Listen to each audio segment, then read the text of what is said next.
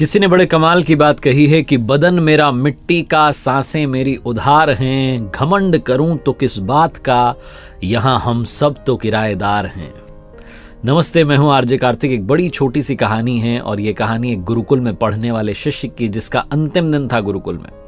वो गुरुजी को प्रणाम करने के लिए, विदा लेने के लिए पहुंचा तो गुरुजी ने उसे बदले में एक भेंट दी, एक तोहफा दिया और कहा कि बेटा, ये एक ऐसा दर्पण है जो सामने वाले के मन में क्या चल रहा है, दुर्गुण हैं, अवगुण हैं, अच्छे गुण हैं, सब बता देता है।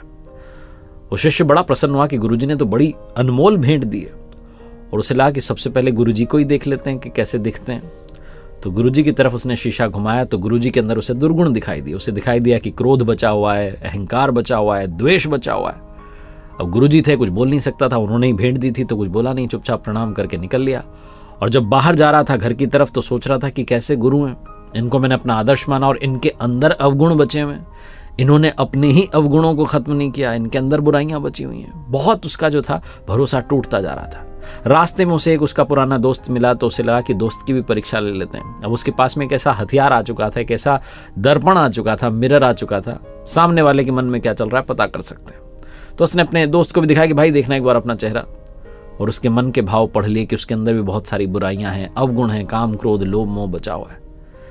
उसका भरोसा टूट गया। दोस्त पर से भी आगे बढ़ा तो उसे एक रिश्तेदार दिखाई दिया। उसे लगा कि चलो इनका भी हाल जान लेते हैं। तो उनको भी दिखाया कि बड़ा कमाल का मैं लाया हूँ दर्पण और ये वो। उन्होंने अपना चेहरा देखा तो उन्होंने मन के भाव पढ़ लिए शिष्य ने कि रिश्तेदार में भी कमियां हैं। उसका भरोसा धीरे धीरे संसार पर से उठने लगा कि गुरुजी में कमियां हैं, दोस्त में कमियां हैं, रिश्तेदार में कमियां हैं। क्या चल रहा है दुनिया में, लोग बताते क्या है और अंदर से कैसे हैं। डबल स्टैंडर्ड की दुनिया है, मिथ्या संसार है। बहुत गुस्सा कर रहा था अंदर ही अंदर। अब वो अपने घर की गली की तरफ आ चुका था और गली में जब घर की तरफ बढ़ रहा था तो सोच रहा था कि मम्मी पापा जो हैं उनमें कोई दुर्गुण नहीं होगा, कोई अवगुण नहीं होगा, वो निर्मल होंगे। मेरे पिताजी तो बड़े प्रतिष्ठित हैं, समाज में बड़ी प्रतिष्ठा है उनकी, माँ को देवतुल्य मानते हैं सब। तो गया घर पर और जाकर के पिताजी को सबसे पहले दिखाया कि देखिए दर्पण में अपना चेहरा आपके लिए लाया हूँ। पिताजी में भी उसे अवगुण दिखाई दिए, बुराइयां दिखाई दी। उसका तो भरोसा ही टूट गया। माताजी को दिखाया तो उनमें भी कमियां दिखाई दी। उसे लगा कि अब बिना देरी के वापस गुरुकुल जाते हैं और ये गुरुजी को वापस सौंपते हैं और उनसे पूछते हैं कि चल क्या रहा है दुनिया में, कितनी डबल स्टैंडर्ड की दुनिया हो गई।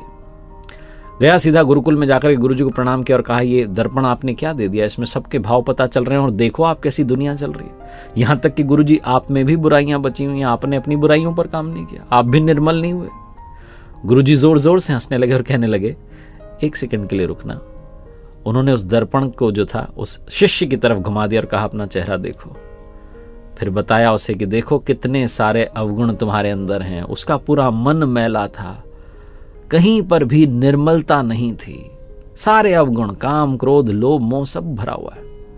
गुरुजी ने कहा बेटा ये दर्पण तुम्हें इसलिए दिया था ताकि तुम अपने आप को देखो और अपनी बुराइयों को, अपने दुर्गुणों को नष्ट करो, बुराइयों को मिटाओ और अच्छे इंसान बनो। तुमने पूरा दिन निकाल दिया है देखने में कि किसमें क्या भरा हुआ है, जबकि ये नहीं देखा कि मेरे अंदर कितनी बुराइयां हैं। इस दुनिया में सब यही तो कर रहे हैं, दूसरे के अवगुण देख रहे हैं, दूसरे की बुराइयों पर डिस्कस कर रहे हैं, टाइम वेस्ट कर रहे हैं, बजाय कि अपने जो अवगुण हैं, जो अपनी बुराइयां हैं, उनको नष्ट करने में। हमें सबसे पहले अपने अंदर की कमियों को खत्म करना है। सब ऐसा करने लग गए तो दुनिया अपने आप निर्मल बन जाएगी। लेकिन दिक्कत यह है कि सब दूसरे में बुराइयां ढूंढ रहे हैं। यही ये कहानी सिखाती है। एक बार फिर से वही बात जो अक्सर कहता हूं, कर दिखाओ कुछ ऐसा कि दुनिया करना चाहे आपके जैसा।